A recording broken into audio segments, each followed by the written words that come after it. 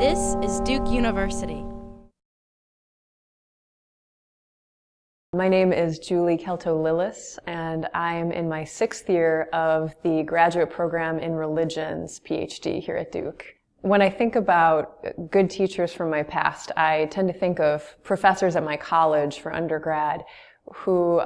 did a good job of demonstrating, first of all, that if you care a lot about what you're teaching, it's easy to get students interested in it. And second, that one of the most important things to do in the classroom is to have discussion among all the students and to find ways to connect what students are reading about and thinking critically about with things in their own lives or experiences of theirs that can be put in conversation with that.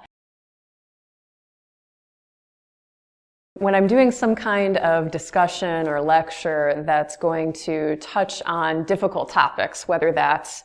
sexuality and gender or things to do with religious commitments,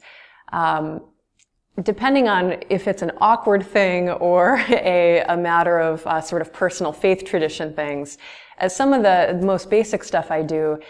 is to name or say some of the awkward things that help break the ice with students. So for instance, if I'm going to have a bunch of undergrads say something back to me about ways to define virginity, which is what my dissertation research is about, then I'll say words like vagina and sex before anybody else has to and sort of break that ice for them. With something like religious identity in the classroom and how difficult it can be for students to want to have critical conversation or really open conversation with each other maybe about those kinds of things, I often share a lot of ideas about the principle of hospitality with each other, that we have shared tasks or common ground we can all get to, and that if we're in a tradition that's being studied, that it's our job to let other people be welcomed into it enough, into the study of it with us, and be guests in it with us. And that when we're messing around in somebody else's faith tradition, that it's our job to be good guests in it.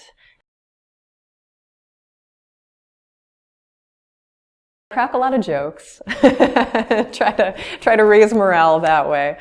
I do a lot of small signals, especially at the beginning of each semester, to convey to students or to help students be registering on some level how we really have to trust each other in a classroom where we're doing difficult tasks. You know, in a language class, people are going to hear you ask questions, make mistakes, take all kinds of risks. And so I tend to sort of flag the importance of building trust together and being willing to take risks and laugh together at how hard this actually is to do. So we spend a lot of time